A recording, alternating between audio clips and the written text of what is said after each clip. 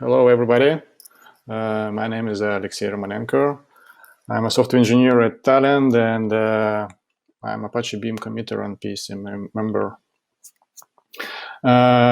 So today I would like to share my experience how to use and write cross-language pipeline in Beam, and mostly about how to run Python code with a Java SDK with that.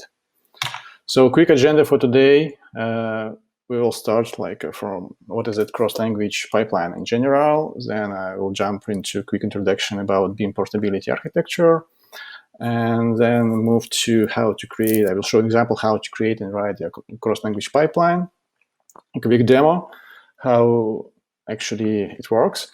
And then finally, I will show you our use case and give you some numbers of benchmarks. Okay. So, what is a cross-language pipeline? We all know the Beam classical pipeline when we use only one SDK for pipeline and for runner. So everything is written in one language, like in Java or Python or in Go. A while ago, portable pipeline was introduced into Beam. And so actually it allows you to use different SDK for pipeline and run it on the runner with another SDK. So quite classical example is to write a pipeline in Python and run it on a Java-based runner and data processing engine. Also, the extension of this portable pipeline, actually, this is a cross-language pipeline. In this case, we can create our pipeline using not only one SDK, but we can mix a different language into one pipeline.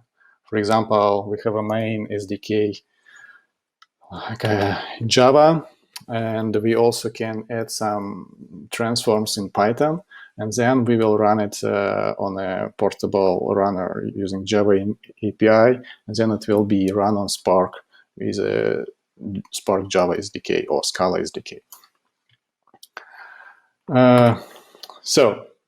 How actually Beam language portability works? Like from a bird's eye view, we can see several components. Of course, it's SDK, which actually will translate your pipeline into a protobuf representation, and then via runner API to be available for portable runner. Also, SDK will upload all the dependency to runner via artifact API. Then this pipeline will be submitted to job server via job API. Actually, job server it consists from three main components. It's called artifact staging service, expansion service, and job service. And finally, our runner, portable runner, will translate and run our pipeline on Spark in case if we use Spark. More details about actually how it works on the backend in Spark. In our case, every pipeline for Spark is consisted from an executable stage, and actually every stage will be execute our transform on the SDK harness via FN API. And SDK harness actually it will be responsible to execute your specific language SDK code on Docker SDK harness or on a Protus SDK harness. And in case of cross-language pipeline, we also need to add some additional components. It's called expansion service for your external SDK. And your main SDK will expand some your pipeline with this expansion service. So actually, it will allow us also to run a pipeline, for example, on Spark, but for different executable stages, we can call and we can actually use a different SDK harness. For example, if our pipeline is consisted from Java and Python transforms, We will call Java SDK harness, and finally on another stage we will call Python SDK harness. So what is the advantages of Beam Portable Runner? The main thing is I/O connectors. It could be shared across different SDK.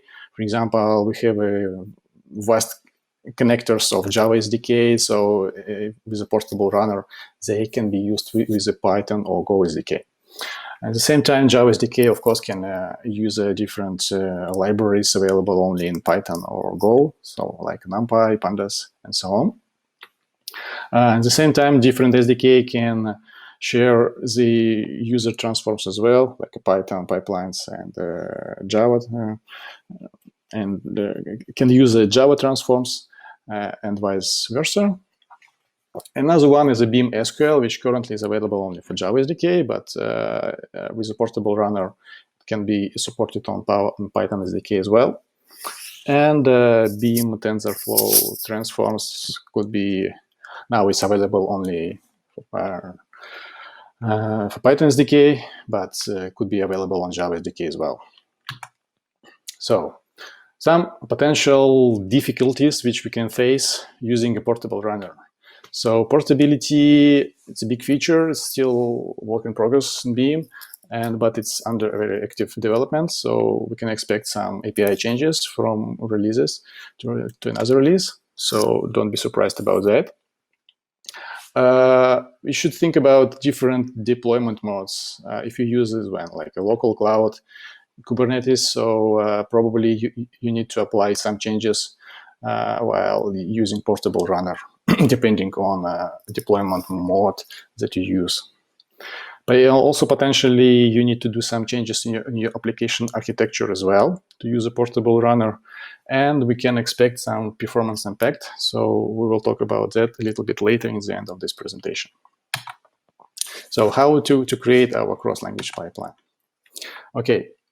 The simple example I would like to show is how to integrate Python 3 transform into Apache Beam Java pipeline.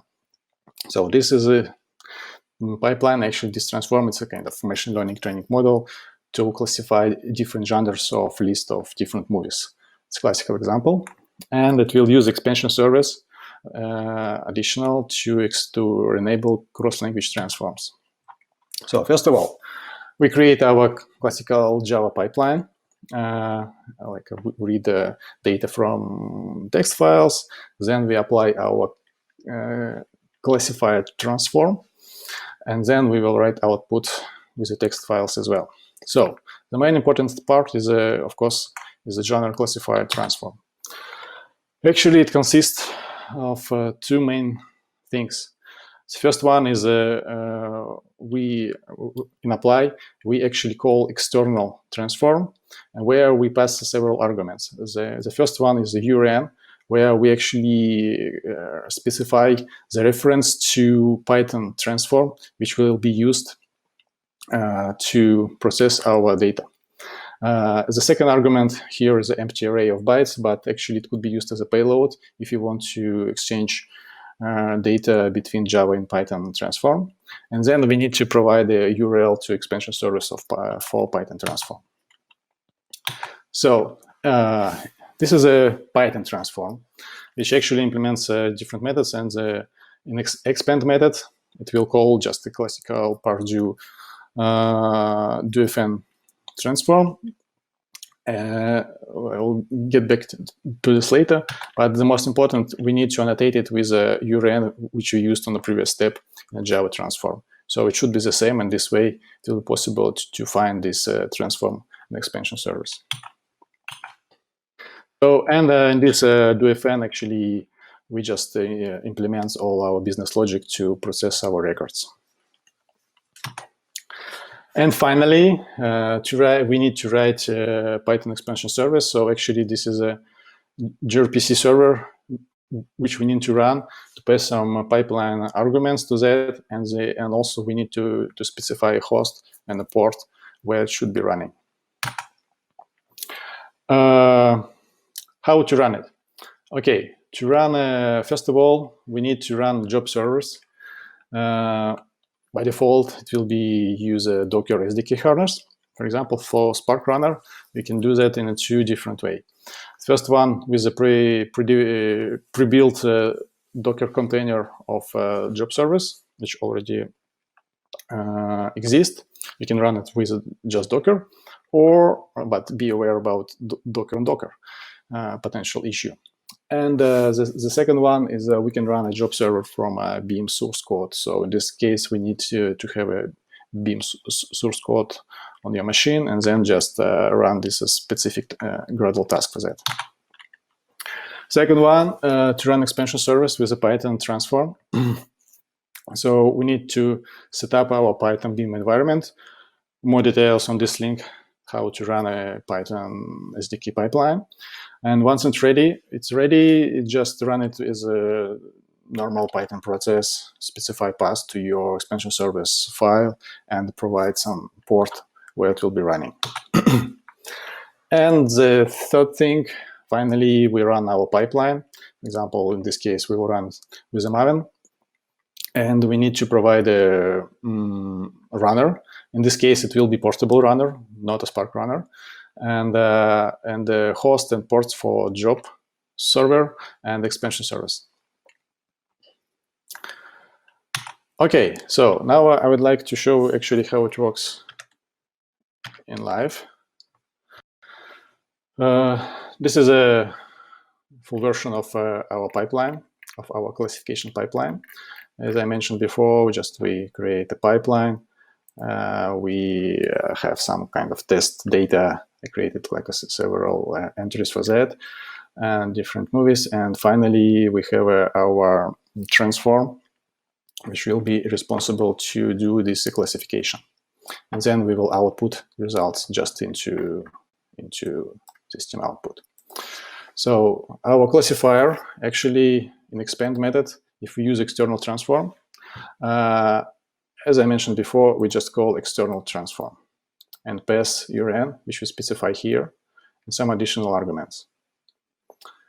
And finally, it will call this Python classification transform, this one, which has the same URN, and which will use this Python doFn to do some very simple, stupid classification. But of course, here actually all this business logic which you want to implement should be put here. So let's see how it works. I hope it will work. So first of all, we start our job server from source code.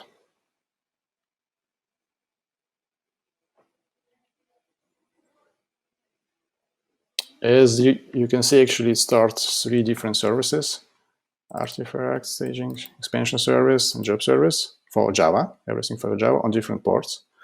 Then we need to start another expansion service specifically for Python that we developed.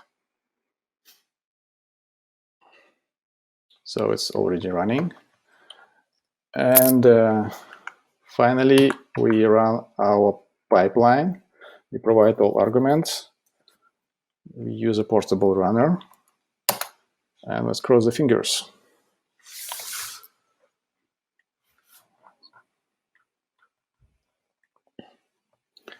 As you can see, it uses a portable runner. And finally, it will send all our artifacts to job server, where actually it's already running. It will run it finally on a Spark pipeline runner, which will translate our pipeline into Spark job. And finally, actually now it's running Spark job, calling a Docker environment for our SDK harness.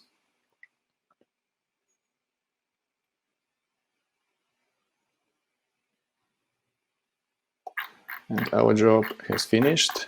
Let's check for the output. And as you can see, our output is here. So it works.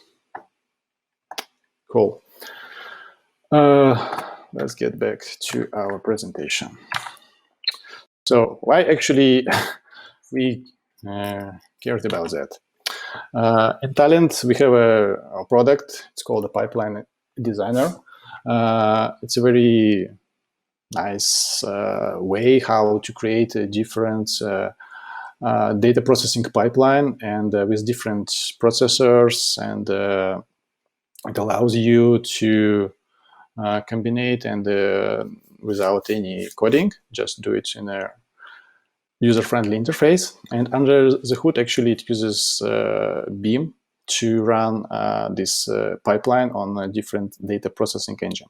And we have one of the components we have it to process user Python code that he can or she can enter, and then it will process all input records. So why Python 3 cares? Because the support of Python 2.7 has finished in the end of last year, and finally, initially, actually, we use only Python 2.7, and we use a JSON to process our Python code in a Talend pipeline and designer. So we started to consider a different ways how to the support of Python 3. The problem is that JSON does not support Python 3 for the moment. And one of the options was like to use a Beam portable runner for that. For testing purposes, I created a PoC and ran some benchmarks. So for PoC, it was like a very simple pipeline, like with a source, processor, and sink. And we read some data, and either it was in memory based for a small data set or from files for large data sets. And the processor actually, it will do some very simple string modification, like to uppercase, either in Java or in Python. So we run our benchmarks in 2 different ways because we wanted to achieve 2 different goals. The first one to see what is the overhead of Beam portability over just Spark runner, and then compare the performance for the real life pipelines with different runners. So we use a teeny input data set and a kind of big or real input data sets for that. I did this test, this benchmark on my local machine, and I used just Spark Local 4 for that. And we did 2 types of pipelines. So only Java pipeline with a Spark runner and a portable runner, and the cross-language pipeline with Java and Python. So with a Python 2 and JSON, and Python 3 with a SDK harness and a portable Spark runner. So the results of this is quite expected, but it's quite surprising as well. So just let me show that to you. On the left side, we run a pure Java pipeline with 3 different runners. Well, with the 2 runners, but for portable runner, we use a Docker SDK harness and a process SDK harness. As you can see, that pure Spark runner is several times faster than portable runner, but it's a very small data set. So in this case, actually, the time to process data is very, very small, and mostly it's about how to set up all your environment. So overhead of portable runner, we can see here. And on the right side, we run a cross-language pipeline and with the same type of runners. And also we can see that Spark runner, pure Spark runner, is faster. So this is what I call a portability overhead for that. And then we did a bunch of different tests with a real input data set. So as you can see on the table in the left column, I ran it with a different number of input records, up to 500,000 records, and with a different runner. But for portable runner, I use only process SDK harness, okay, because it's faster. And you can see when we increase the number of input records, actually it's getting as a difference in performance is getting less and less noticeable. And finally, in the end, it's almost kind of the same with a pure Spark runner. So, the same thing for cross-language pipeline, Java and Python SDK. the same number of records, and here actually the portable runner was even faster. That's great. That's great, but some conclusions which we can have from that. Of course, portable runner adds some overhead to the pipeline. And you can see that mainly this is because of starting SDK harness for every Spark stage. Potentially it could be optimized, but anyway. So, of course, you can see this overhead mostly when you use a small input for your pipeline. At the same time, process SDK harness is faster than a Docker SDK harness, and it's but not so much faster. But again, but it's still slower than the Spark runner. And when we increase the number of inputs data, so we can see that this difference between the portable Spark runner and pure Spark runner is getting less and less noticeable. So it becomes not so important, maybe. And that's it for now. Just a couple of links which I wanted to share. All examples actually I put on my Git repository, GitHub repository. Thanks to Ismail for help on working on this. And also, if you want to know more about Spark Portable Runner, just please take a look on this presentation from last Apache Con from Ismail and Kyle. It gives you the whole presentation how actually it works. Thank you very much. Don't hesitate to send me all your questions to my email or ask me on Twitter, or I have a blog post for that. Thank you.